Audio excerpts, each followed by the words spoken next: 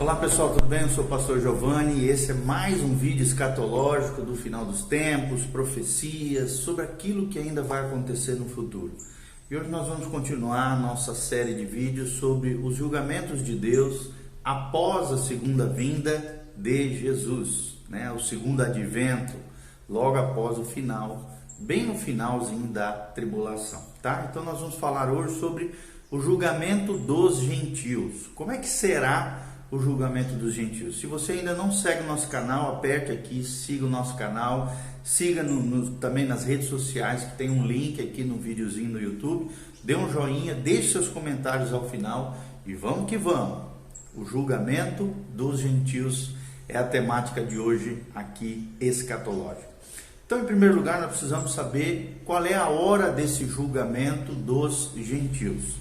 E se nós observarmos a cronologia do capítulo 24 e 25 de Mateus, o julgamento dos gentios, né, aparece principalmente ali em Mateus 25, de 31 a 46. É o trecho onde mostra como será feito esse julgamento dos gentios após o segundo advento de Cristo, ou no mesmo momento ali onde Cristo voltar, como é que isso vai se realizar? E aparece, né, em seguida, cronologicamente, é o julgamento do povo de Israel. Pelo menos é o que a gente percebe à luz da palavra de Deus. Esse julgamento acontece após a segunda vinda de Cristo à terra, tá? Joel menciona ele lá no livro de Joel, capítulo 3, de 1 a 2. A Bíblia Sagrada nos diz o seguinte, preste atenção. Ela fala assim: eis que naqueles dias e naquele tempo em que mudarei a sorte de Judá e de Jerusalém, congregarei todas as nações e a farei descer ao vale de Josafá. E ali entrarei em juízo contra elas por causa do meu povo e da minha herança, Israel, a quem elas espalharam por entre os povos, repartindo a minha terra entre si.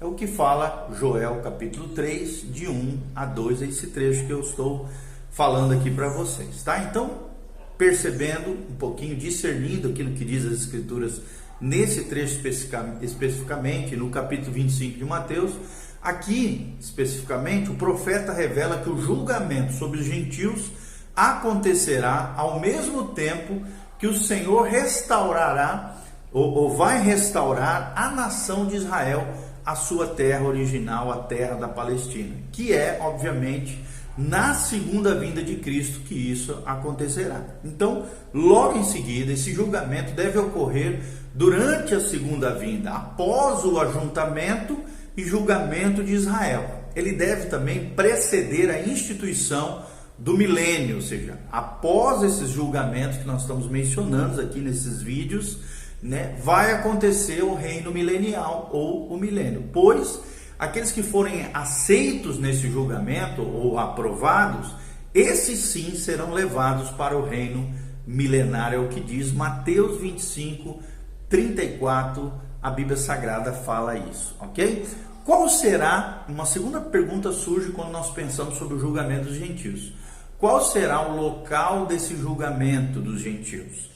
Então, observando, né, que esse julgamento segue a segunda vinda de Cristo, deve ser então um acontecimento que se desenrola, obviamente, não no céu, mas na terra. Obviamente, não se pode dizer que acontece na eternidade. Um teólogo chamado Peters, ele nos diz o seguinte, ele diz assim: como não há nenhuma afirmação de que alguma dessas nações ressurgiu dos mortos, igualmente não há indicação de que alguma parte delas tenha descido do céu para ser julgada. A linguagem, desde que nenhuma teoria prévia seja levantada para influenciá-la, simplesmente refere-se a nações aqui na terra, né? E nações, de certa forma, reunidas nessa segunda vinda de Jesus. É o que fala G.N.H. Peters na sua grandiosa obra escatológica Theocratic Kingdom, ou reinado teocrático, ou reino teocrático, tá bom? Traduzindo para o português. Joel também 3, capítulo 3, versículo 2, afirma que esse julgamento acontecerá no Vale de Josafá. Então nós temos aqui uma área geográfica definida. chamada como Vale de Josafá. Esse local especificamente não é fácil de identificar, né? Mas alguns acreditam que seja sinônimo do Vale da Bênção, mencionado lá em 2 Crônicas 20 e 26, em que Josafá, o grande rei Josafá, derrotou os moabitas e os amonitas, e cuja vitória deu ao lugar um novo nome chamado Vale de Bênção, tá? Bewer, um outro teólogo também, ele nos diz o seguinte, quando ele fala sobre essa localização geográfica desse julgamento dos gentios. Ele diz assim: é certo que o nosso autor, aqui se referindo, né, a 2 Crônicas 20, de 20 a 28, não tinha em mente o Vale de Bênção, que está ligado à vitória sobre os moabitas, amonitas e meunitas, né? Conforme 2 Crônicas, eu mencionei para vocês, capítulo 20, de 20 a 28. Ou seja, em Joel, né, capítulo 3, versículo 2, não só seu nome, mas também a distância está contra ele. Não se sabe se havia um vale perto de Jerusalém com o nome do rei Josafá em tempos antigos. Então não dá para saber mais ou menos direito qual é essa área geográfica específica. Talvez seja esse Vale da Bênção mencionado em 2 Crônicas 20 e 26. É o que diz, né, um especialista, um comentarista do livro de Obadias and Joel, né, na sua obra International Critical Commentary, ou Comentário Crítico Internacional, baseados no livro de Obadias e de Joel J.A. Bewer, tá? São fontes bibliográficas que a gente traz aqui para você através desses vídeos escatológicos. Outros eruditos, acreditam que esse é o Vale de Cedron. Talvez seja uma outra possibilidade, o Vale de Cedron, que fica nos arredores da cidade de Jerusalém, né? Ironside, um outro teólogo, né, na sua obra Notes on the Minor Prophets, ou Anotações dos Profetas Menores, Harry Ironside, nos diz o seguinte, ele diz assim: sabe-se bem que há uma ravina profunda que agora leva esse nome nos arredores de Jerusalém, separando a cidade santa do Monte das Oliveiras, mas é possível que o nome tenha sido aplicado a ela apenas por causa dessa profecia. Não que ela tivesse esse nome quando Joel mencionou, falou, declarou aqui, nem por séculos depois, já que temos de chegar ao 4º século da era cristã, antes de ele ser designado dessa maneira, é o que diz Ironside. Então, pensando um pouquinho no que diz Ironside, né, talvez a solução quanto ao local em questão, onde vai ser esse julgamento dos gentios, seja apresentada lá em Zacarias 14, versículo 4, em que vemos aqui também uma menção do retorno do Senhor ao Monte das Oliveiras, que será aberto numa espécie de grande vale, como diz as Escrituras. Olha o que diz a palavra de Deus em Zacarias 14, 4. Diz assim: naquele dia estarão os seus pés sobre o Monte das Oliveiras, que está de fronte de Jerusalém, para o oriente. O Monte das Oliveiras será fendido pelo meio para o oriente e para o ocidente. E haverá um vale muito grande. Metade do monte se apartará para o norte, e a outra metade se apartará para o sul, conforme declara o profeta Zacarias, capítulo 14, versículo 4. Ou seja, a Bíblia menciona que um vale, né, que ainda não existe hoje, aparecerá no tempo da segunda vinda. Já que o nome Josafá significa Jeová julga, ou Yahvé julga, talvez o vale recém-aberto, fora de Jerusalém, receba esse nome por causa do grande acontecimento que ali ocorrerá nesse julgamento dos gentios na segunda vinda de Cristo, ok? Terceiro destaque que nós queremos trazer aqui nesse vídeo é: quem serão os participantes desse julgamento? Quais são os participantes do julgamento? E quando nós pensamos sobre isso, nós devemos observar que as pessoas levadas a esse julgamento são indivíduos, obviamente, vivos, não os mortos que foram vivificados e julgados. Peters, um outro teólogo, também escatologista, nos diz o seguinte: a pergunta aqui diante de nós é a seguinte: todas as nações incluem os mortos ou apenas as nações viventes, as pessoas viventes? É a pergunta que nos faz Peters, né? E ao responder essa questão, temos as seguintes observações que nós vamos deixar aqui para vocês. Nada é dito sobre os mortos, em Apocalipse 20, de 11 a 15. Dizer que eles são indicados desprende-se do fato de que essa passagem é erroneamente sincronizada com Apocalipse 20, de 11 a 15, como eu mencionei. Segundo lugar, a palavra traduzida por nações nunca é, de acordo com o testemunho uniforme de críticos estudiosos da língua original, o grego e hebraico, empregada para designar como se nações fossem os mortos, a não ser que seja uma exceção solitária. Terceiro lugar, a palavra aqui é empregada para denotar, obviamente, nações vivas, nações existentes, e quase exclusivamente para nações de gentios, ou seja, não judeus. Quarto destaque que nós trazemos é que o Espírito, aqui o Espírito Santo, nos dá, obviamente, testemunho abundante, através das Escrituras, de que precisamente tal reunião de nações viventes acontecerá logo antes de começar o milênio, e que haverá uma vinda e também um julgamento, é o que nos ensina a palavra de Deus. O quinto destaque que nós trazemos aqui é que julgamentos nacionais são derramados apenas sobre nações vivas e existentes, e não, obviamente, sobre mortos, que não possuem nenhuma organização ligada a uma espécie de ideia de etnia, nação ou estado. E o sexto destaque que nós trazemos é como não há nenhuma afirmação de que alguma dessas nações tenha ressuscitado dos mortos, também não há indicação de que alguma parte delas tenha descido do céu para ser julgada, tá? Quem menciona tudo isso é um teólogo, como eu já falei, Peters, Eugene Peters. Ele fala sobre essas questões, 6 questões que nós colocamos para vocês. Então, também de acordo com a concordância Strong, que é um lexicon, um dicionário especializado em línguas originais, principalmente na versão inglesa da Bíblia, a palavra nação, que traduzida para o grego seria etnos, daí vem etimologia, povos, nações, raças, é traduzida aqui, obviamente, por povo, ou em inglês people, 2 vezes, e pagãos 5 vezes na Bíblia, nação aparece 64 vezes e gentios 93 vezes. Sempre essa palavra etnos, dentro de contextos diferentes, aparece dessas maneiras no Novo Testamento, segundo Strong's, que é esse dicionário de línguas originais. Então, esse deve ser considerado um julgamento sobre os gentios vivos por ocasião da segunda vinda de Jesus, ou segundo advento de Cristo, que é aquela vinda visível onde Jesus virá em glória com seus anjos, com a sua noiva adornada, a igreja virá em glória para aplicar esses julgamentos sobre Israel, sobre os gentios e logo em seguida implantar seu reino milenial, como nós temos falado em vídeos anteriores. Qual vai ser a base do julgamento?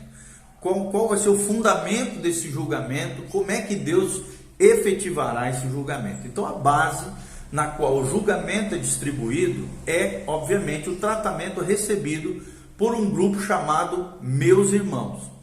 Lá em Mateus 25, 40 e versículo 45 fala assim: o rei respondendo lhes dirá: em verdade vos afirmo que sempre que o fizestes a um desses meus pequeninos irmãos, a mim o fizestes. E no 45 a Bíblia Sagrada diz: então lhes responderá: em verdade vos digo que sempre que o deixaste de fazer a um destes mais pequeninos, a mim o deixastes de fazer.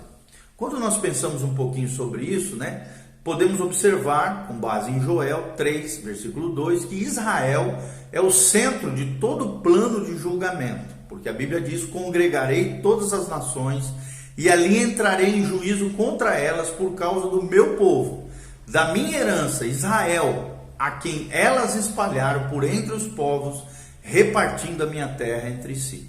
Ou seja, a profecia de Isaías também parece reduzir essa referência a Israel, como ali meus irmãos, desse trecho de Mateus.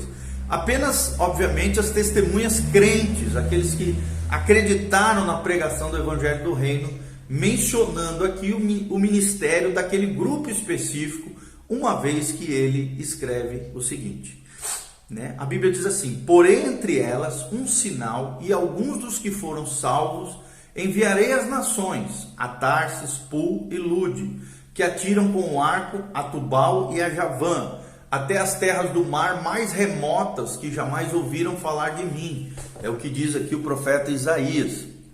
Nem viram a minha glória. Eles anunciaram entre as nações a minha glória. Trarão todos os vossos irmãos, dentre todas as nações, por oferta ao Senhor, sobre cavalos, em liteiras e sobre mulas e dromedários, ao meu santo monte, a Jerusalém, diz o Senhor, como quando os filhos de Israel trazem, né, as suas ofertas de manjares em vasos puros à casa do Senhor. É o que diz Isaías 66, 19 e 20. Tá bom? Então, de acordo também com o livro de Apocalipse, Deus selará um remanescente fiel, que a Bíblia chama dos 144 mil selados, no início do período da tribulação, e eles, esses 144 mil, serão um remanescente de testemunhas fiéis durante o período tribulacional. E os frutos do seu ministério serão descritos em Apocalipse 7, de 9 a 17, em que é vista uma grande multidão redimida, ou seja, os irmãos que a Bíblia menciona são evidentemente essas mesmas testemunhas fiéis que vão surgir do período tribulacional. Esse julgamento deve determinar a condição espiritual dos réus. Ele definirá se o réu é salvo ou incrédulo.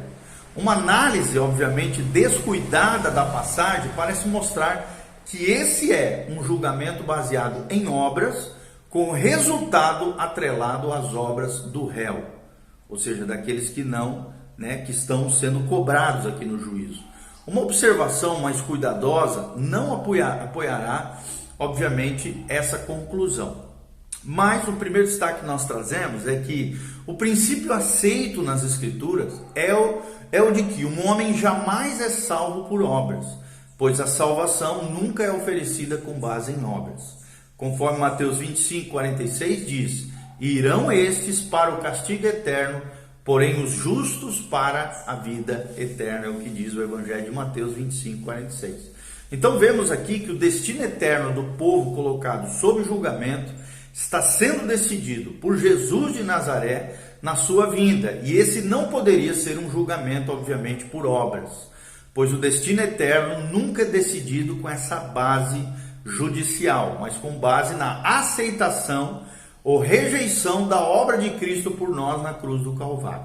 Segundo lugar, além disso, ou no reconhecimento do Messias que há de vir, do Evangelho do Reino do Messias que há de vir. Segundo lugar, além disso, os que alimentaram, deram de beber, vestiram e visitaram os irmãos lá de Mateus 25, foram chamados na Bíblia como justos. Ou seja, se esse é um julgamento de obras, eles deveriam ser considerados justos com base no que fizeram. E isso seria contrário aos ensinamentos, obviamente, das Escrituras. Ou seja, durante o período do ministério dos irmãos, que são esses salvos do período tribulacional, como nós estamos falando, será pregado esse evangelho do reino por todo mundo para testemunho a todas as nações, conforme relata Mateus 24, 14. Anteriormente, em vídeos anteriores, já falamos, né, que o evangelho do reino implica na pregação da morte de Cristo e do sangue de Jesus como o caminho da salvação para os homens. Então, tal evangelho era o que esses irmãos estavam proclamando, conforme diz a Bíblia. Os gentios que participarão desse julgamento serão aceitos ou rejeitados com base em sua aceitação ou rejeição do evangelho pregado pelos irmãos. Os que aceitarem o seu evangelho, aceitaram o mensageiro, e os que rejeitaram o seu evangelho, rejeitaram esse mensageiro. O Senhor disse em Mateus 18, 13: se não vos converterdes e não vos tornardes como crianças, de modo algum entrareis no reino dos céus. Ou seja, esse evangelho do reino exigia uma fé pessoal e a regeneração ou o novo nascimento, mas bem reconhecido pelas obras, obviamente, que refletem nas suas vidas e que produzem. Peters nos diz o seguinte: o Salvador, então, de acordo com a analogia geral das Escrituras sobre esse assunto, declara que quando ele vier, Jesus de Nazaré, com seus santos em glória, para estabelecer o seu reino milenial. Aqueles dentre as nações que demonstrarem uma fé viva por meio de obras ativas, de compaixão e auxílio, herdarão o reino milenial com Jesus, e serão reis sobre ele também, como aqueles que os precederem. Aqui a igreja que já foi arrebatada, né? Gablin escreve de forma semelhante. Ele diz o seguinte, é um outro teólogo, e que além de Peter diz assim: algumas das nações receberão seu testemunho, elas crerão no evangelho do reino, esse último grande testemunho, manifestarão a verdade de sua fé pelas obras. Os pregadores que saem são acusados publicamente, odiados por outros nesse período tribulacional, e assim sofrem famintos, e alguns são aprisionados, conforme diz a Bíblia. As nações que creem no seu testemunho demonstrarão sua fé ao dar-lhes de comer, ao vesti-los, visitá-los na prisão, ou demonstrar-lhes qualquer espécie de amor. No caso aqui, por exemplo, o caso de Raabe pode ser visto como uma predição tipológica disso que acontecerá na tribulação. Ela creu, e isso numa época em que o julgamento cercava a cidade de Jericó, que é um tipo, um símbolo do mundo. Pela fé, Raabe, a meretriz, não foi destruída com os desobedientes, porque ela acolheu com paz os espias de Israel. E novamente foi escrito sobre a meretriz Raabe, quando acolheu também, justificada por obras, esses dois espias. Ela tinha fé e a manifestou, obviamente, em obras.